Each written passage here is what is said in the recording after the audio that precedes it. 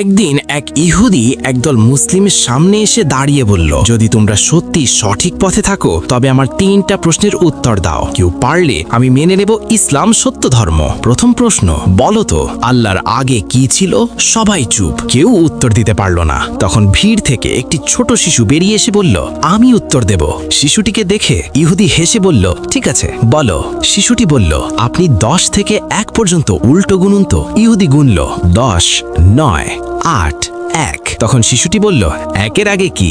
ইহুদি বলল, 1-এর আগে তো কিছুই নেই। শিশুটি মুচকি হেসে বলল, যদি গাণিতিক 1-এর আগে কিছু না থাকে তবে আমার এক ও আদিতীয় আল্লাহর আগেও কিছু নেই। তিনি আদি, তিনি অন্ত।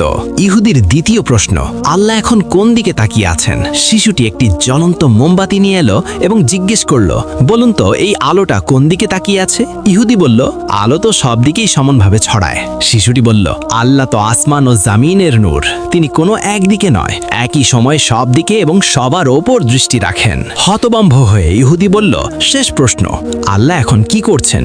শিশুটি বলল, এটার উত্তর দিতে হলে আপনাকে আমার জায়গায় নিচে দাঁড়াতে হবে আর আমাকে আপনার উঁচু চেয়ারে বসতে হবে। ইহুদি রাজি হয়ে নিচে নেমে দাঁড়ালো আর শিশুটি চেয়ারে বসলো। বসে সে শান্ত কণ্ঠে বলল, আল্লাহ এখন এটাই করছেন, আপনাকে নিচে নামিয়েছেন আর আমার মতো ছোট একজনকে সম্মানের উচ্চাসনে বসিয়েছেন।